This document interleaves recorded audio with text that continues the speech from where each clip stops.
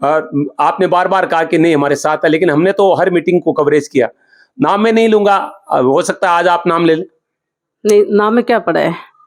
कर्म करने चाहिए, कर्म बेहतर होना चाहिए और कर्म से ये साबित हो गया कि किन्होंने क्या किया है। तो उन लोगों को सोचना चाहिए और निश्चित तौर से उन पे कार्रवाई भी होनी चाहिए और मैं कार्रवाई करवाएंगे भी। वैशाली साड़ीज, दुल्हन लहंगे, फैंसी लहंगे, साड़ियों की सभी रेंज का एकमात्र शोरूम वैशाली साड़ीज, घंटाघर के पास, सुजानगढ़। नमस्कार, ऐसे सुधा में आपका स्वागत है। मैं हूं शिव कुमार तिवारी। विधानसभा चुनाव की गतिविधियां चाहे कंप्लीट हो चुकी हैं, लेकिन राजनीतिक सरगर्मियां राजस्थान में बंद होने का नाम नहीं ले रही है, क्योंकि विधायकों का चुनाव हो गया लेकिन मुख्यमंत्री का चुनाव नहीं हुआ है। अगर हम विधानसभा चुनाव की बात करें तो पूरे राजस्थान में अगर किसी सीट ने हलचल पैदा की है तो वह सुजानगढ़ विधानसभा सीट, जिसमें आपने देखा आखिरी चरण के मतदान तक यह तय नहीं हो पा रहा था कि कांग्रेस जीत रही है या भारतीय जनता पार्टी जीत रही है। संतोष मेघवाल ने जिस तरह से मनोज मेघवाल को टक्कर दी, वो एक रोमांचकारी जो है वो चुनाव कहा जा सकता है। हालांकि सट्टेबाजी में सीधा मनोज मेघवाल को जिताया जा रहा था, 5 के भाव थे, लेकिन संतोष मेघवाल ने साबित कर दिया कि सट्टे बाजार से काम नहीं होता है। जनता जिसके साथ होती है वही चुनौती प्रस्तुत करता है। एक कड़ी चुनौती प्रस्तुत करने के बाद हालांकि हार गई संतोष मेघवाल, लेकिन कहा जाता है कि जहां पर 2 लड़ते हैं, एक जीतता है एक हारता है। हार इतने मायने नहीं रखती, आपने मुकाबला कैसा किया ये मायने रखती है। और मुकाबले में संतोष मेघवाल ने बहुत बड़ी टक्कर दी और आज चुनाव के बाद में हमें पुनः मौका मिला है संतोष मेघवाल से बातचीत करने का, जो कि भारतीय जनता पार्टी की प्रत्याशी थी। संतोष जी, बहुत बहुत स्वागत है आपका। टप लग कहूंगा मैं, इतनी शानदार टक्कर किसी ने उम्मीद नहीं की थी। हम भी नहीं मान रहे थे कि इतनी कड़ी टक्कर है। तो इतनी जोरदार टक्कर के बाद में क्या कहेंगी? हार का आपने कुछ आंकलन भी किया होगा, कुछ ऐसी चीजें भी सामने आई होगी, क्या कारण मानती हैं? ऐसा है, सबसे पहले तो मैं धन्यवाद देना चाहती हूँ कि सभी मतदाताओं को, सुजानगढ़ की जनता को, जिन्होंने इतना शानदार स्नेह दिया और इतना सहयोग दिया मुझे, तो मैं दिल खोल के उनका धन्यवाद देती हूँ और कहना चाहती हूँ कि आपके लिए संतोष मेघवाल तैयार है और हमेशा रहेगी। जो कमी रही है उन कमियों पे मंथन करेंगे और कोशिश करेंगे कि आने वाले समय में उन कमियों को दूर करें। और निश्चित तौर से सुजानगढ़ के अंदर जो एक परिवर्तन हुआ है उसमें थोड़े से अपनी तरफ से थोड़ी कमी रह गई, चंद वोटों से अपन रह गए, लेकिन वो कोई हार नहीं है। जीतने वाले जीत के भी हार गए और हम हार के भी जीत गए। तो ये है जनता का आशीर्वाद। मैंने कहा था कि जनता जनार्दन है, जनता जिसको आशीर्वाद देती है वही आगे तक जाता है। तो आज मैं कहना चाहती हूँ कि जो विधायक बने हैं वो आज जीत के भी हार चुके हैं। फिर भी मैं उनको बधाई देना चाहूंगी कि वो एक विधायक एक नाम उनको मिला है, लेकिन जनता ने आशीर्वाद संतोष मेघवाल को दिया है। तो मेरे लिए जनता सदैव सर्वोपरि रहेगी, मैं उनका हमेशा मान बढ़ाती रहूंगी। संतोष जी, हार तो आखिर हार होती है और इसमें मुझे कहने में हिचक नहीं है। मैं तो क्लियर करने वाला व्यक्ति हूँ, आप जानते हैं। जिस तरह से शुरू से ही आपके लिए चुनौतियां सामने आने लगी थी, जब आपके नाम की घोषणा हुई तो आप यहाँ के सारे नेता आपके खिलाफ हो गए, जयपुर चले गए, इस्तीफा दे दिया। उसके बाद में भी आप चुनाव लड़ी और विपरीत परिस्थितियों ने आपने संघर्ष किया और उन नेताओं ने आखिर तक आपका साथ नहीं दिया। क्या कहेंगी उस मामले में कुछ अभी तक? क्योंकि मैं जब भी आपसे ये सवाल करता हूँ वो सवाल को आप टाल देती हैं।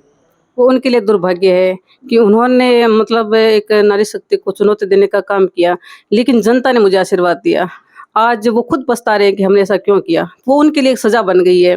मेरे लिए तो देखो, जनता ने आज इतने वोट दिए हैं तो मैं हारे नहीं, क्योंकि मन से हार के हार होती है। तो मैं तो मन से जीती हुई हूँ और मैं धन्यवाद देती हूँ वोटर्स को कि उन्होंने आज साबित कर दिया कि फैसला जनता का होता है। हाँ ठीक है, वो एक विधायक का नाम नहीं मिला, लेकिन विधायक तो यहाँ के जो काम करने वो तो हम ही करेंगे, क्योंकि राजस्थान में भारतीय जनता पार्टी की सरकार बनी है। और मेरा पूरा प्रयास रहेगा कि सुजानगढ़ की जनता के जो भी काम है उनके लिए मैं सदैव तत्पर रहूं और पूरा प्रयास करूंगी उनको कहीं कोई दिक्कत नहीं हो। संतोष जी, ये हमें स्वीकार करना ही पड़ेगा कि आप हार गई, लेकिन जिस स्थिति में आकर आप हारी, किसी को ऐसी उम्मीद नहीं थी। अब तो क्लियर लग रहा है कि अगर वो लोग इस तरह की हरकत नहीं करते तो आप आज विधायक के रूप में होती। हार पराजय को तो हमें स्वीकार करना पड़ेगा। तो क्या लगता है, क्या आलाकमान को ऐसी कोई कार्रवाई करनी चाहिए? क्योंकि एक महिला उम्मीदवार और उसके बाद में जिस तरह से आपके साथ व्यवहार किया गया, आपने बार बार कहा कि नहीं हमारे साथ है, लेकिन हमने तो हर मीटिंग को कवरेज किया। नाम मैं नहीं लूंगा, हो सकता है आज आप नाम ले लें। नहीं, नाम में क्या पड़ा है? कर्म करने चाहिए, कर्म बेहतर होना चाहिए और कर्म से ये साबित हो गया कि किन्होंने क्या किया है। तो उन लोगों को सोचना चाहिए और निश्चित तौर से उन पे कार्रवाई भी होनी चाहिए और मैं कार्रवाई करवाएंगे भी। कहना मैं ये चाहूँगी कि आज उन्होंने जो किया है वो बहुत गलत किया है। मैंने जब टिकट मिली थी या टिकट मिलने के पहले बात थी, तो वहाँ से लेकर मैंने अंतिम समय तक पूरा प्रयास किया। और मेरी यही सोच थी कि व्यक्ति को, कोई भी व्यक्ति हो, उन्हें बदलना चाहिए। प्रयास 1 बार करे, 2 बार करे, 3 बार करे, तो कहीं न कहीं फ़र्क पड़ता है, लेकिन उन्हें कोई फ़र्क नहीं पड़ा। तो मैंने उनसे कहा था, मेरा चाहे निवेदन मान लो, चाहे एक छोटी बहन का वैसा आप स्नेह मान लो, आपको बदलना चाहिए, लेकिन उन्होंने ऐसा नहीं किया। तो वो उनके लिए एक सज़ा है, मुझे कोई फ़र्क नहीं पड़ता। मेरा मन आज भी साफ़ है, कल भी साफ़ था और आगे भी रहेगा। क्योंकि मेरी ये सोच है कि जनता के अंदर अपना बेहतर काम करेंगे तो जनता हमें आशीर्वाद देगी। हाँ, ठीक है, ये हार हुई है, चंद वोटों की हार हुई है, तो मैं इसको हार नहीं मानती। मैं मन से मजबूत हूँ और हमेशा मजबूत रहूँगी, और मेरा संघर्ष यूँ ही जारी रहेगा। मैंने तो चुनौती से खेलना सीखा है, जब राजनीति में आई थी तब से लेकर आज तक चुनौतियाँ स्वीकार की है, बड़ी-बड़ी चुनौतियाँ मिली है, लेकिन कभी भी पीछे नहीं हटी, क्योंकि हार वो मानता है जो मन से हारे। तो मैं मजबूत हूँ और इरादों से हमेशा मजबूत हूँ, और बेहतर संघर्ष करूँगी आगे, और एक दिन सफलता ज़रूर मिलेगी।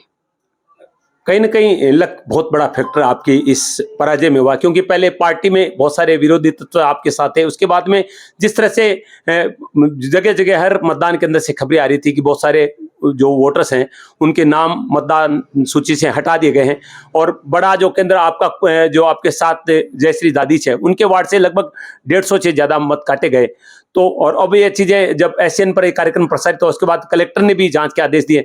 तो किस तरह की कार्रवाई होनी चाहिए इस मामले में, आप क्या समझती हैं? निश्चित तौर से ये जो नाम काटेंगे, एक साजिश के तहत नाम काटेंगे। आप पूरी विधानसभा में देखो, सिर्फ़ भारतीय जनता पार्टी के जो वोटर्स थे, उनके नाम काटे गए हैं, और इसमें किसकी गलती है?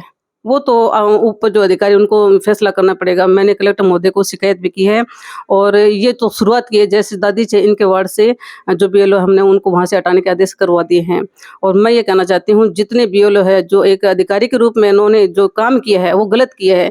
क्योंकि आप एक अधिकारी बन के जनता की सेवा करो, न कि आप पार्टीबाजी करो। लेकिन आपने अगर किसी के दबाव में ये काम किया तो बहुत गलत किया है, तो इस पे निश्चित तौर से कड़ी कार्रवाई होगी। और जिन्होंने ये जो काम किया, उनको सज़ा भी मिलनी चाहिए, और एक क्षेत्र के अंदर एक मैसेज आना चाहिए कि गलत तो गलत ही होता है, और गलत की सज़ा मिलनी चाहिए। कड़ी कार्रवाई करवाएँगे। आपकी परिचय में भारतीय जनता पार्टी के एक नेता, हालांकि 2 बड़े नेताओं ने पार्टी छोड़ी थी, दोनों ऐसी मोर्चा के प्रदेश उपाध्यक्ष थे, लेकिन टर्निंग पॉइंट साबित हुआ राजेंद्र मेघवाल का खड़े होना, और जिस तरह के वोट उन्होंने लिए थे, तो समझती है आपकी बड़ा फैक्टर था पराजय में? नहीं, ऐसे तो आप देख लो, नोटा पे काफ़ी वोट गए हैं, और कई निर्दलीय खड़े हुए, तो वो भी काफ़ी वोट लेके गए हैं। तो वो तो एक दिखता पॉइंट है कि वो भारतीय जनता पार्टी से निकले हैं, तो अपन उनको कारण मान लें। उनको मैनेज करने की पूरी कोशिश की थी, लेकिन वो मैनेज नहीं हो पाए, वो उनकी कमी है। क्योंकि भारतीय जनता पार्टी ने अपनी तरफ से प्रयास किया था, लेकिन वो अपनी एक छोटी सोच रखते हैं। बातें तो खूब बड़ी कर रहे हैं, लेकिन सोच छोटी रख रहे हैं, जिसकी वजह से हो सकता है ये नुकसान हुआ है। ये नहीं होना चाहिए था, लेकिन हमने प्रयास में कोई कमी नहीं छोड़ी।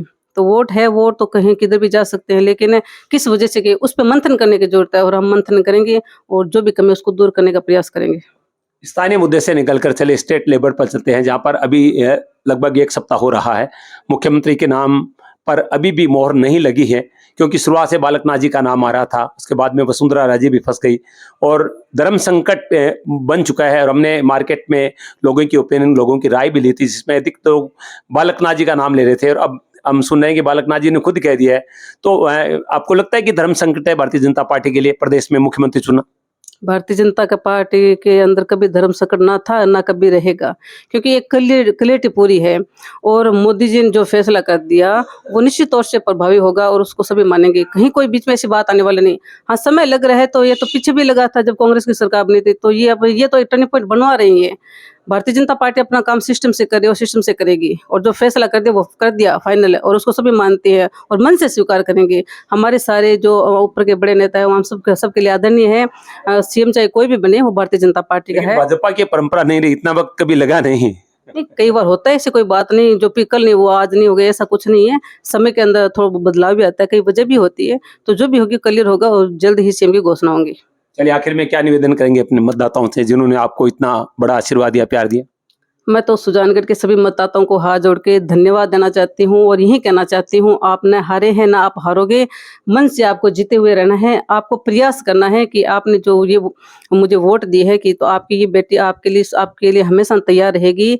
और मैं तो आपको इतना धन्यवाद देना चाहती हूँ, जितने को कोई शब्दों में कोई सीमा नहीं है, क्योंकि आपने दिल खोल के मुझे इतना आशीर्वाद दिया। शायद किसी को विश्वास नहीं था, लेकिन आपकी बेटी को विश्वास था, मुझे विश्वास था कि मुझे जनता आशीर्वाद देगी। बड़े बुजुर्ग है वो सामने आ रहे थे और मुझे इतना स्नेह दे रहे थे और महिला शक्ति इतनी बढ़ के आ गई। आप देखो पहली बार वोट प्रतिशत बढ़ा है, तो मैं उन सभी महिलाओं को धन्यवाद देती हूँ कि आपने एक नारी का सम्मान बढ़ाया है। ये निश्चित तौर से ये चुनाव आपका था, आप जीते हैं। ठीक है, एक विधायक का नाम नहीं मिला, लेकिन आपके लिए मैं हमेशा तैयार रहूँगी। आपके हर सुख दुख में जब भी आप मुझे याद करोगे, मैं आपके बीच में रहूँगी और तो कुछ समय, थोड़े समय बाद मैं आपके बीच में आऊँगी। आपको धन्यवाद यात्रा के माध्यम से आपको धन्यवाद दूँगी। आपके बीच में लगातार बनी रहूँगी और मैं तो इतना ही कहती हूँ कि जीवन के अंदर कभी हारना नहीं चाहिए, प्रयास करते रहना चाहिए और चुनौतियों से लड़ता रहना। जो लड़ेगा वो निश्चित तौर से आगे जाएगा। हमारी मंजिल आगे है, उस तक पहुँचने में आप हमारा सहयोग करते रहें। आपका मैं पुनः धन्यवाद देती हूँ। जय हिंद, जय भारत।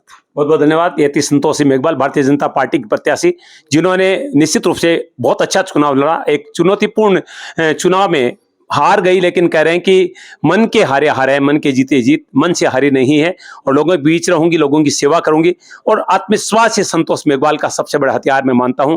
इसीलिए वो लगातार राजनीतिक क्षेत्र में आगे बढ़ रही हैं। संतोष मेघवाल की हम उज्जवल राजनीतिक भविष्य की कामना करते हैं और ये आपसे निवेदन करते हैं कि जो कुछ खामियां रही है उस पर काम होना चाहिए। बड़ी चीज जैसा आपने भी कहा कि बैलों के खिलाफ कार्रवाई होनी चाहिए, क्योंकि सरकार ने करोड़ों रुपए खर्च किए कि एक एक व्यक्ति अपना मताधिकार का प्रयोग करे, लेकिन सुजानगढ़ में सैकड़ों लोग मताधिकार का प्रयोग करने से रह गए। तो उस पर कार्रवाई निश्चित रूप से होनी चाहिए, ये हमारा व्यक्तिगत मानना भी है। और मैं निवेदन करूंगा कि हर व्यक्ति आगे के लिए तैयार है, इस तरह की हरकत आगे नहीं होनी चाहिए और हर व्यक्ति अपने मताधिकार का प्रयोग करे, हम ये चाहते हैं।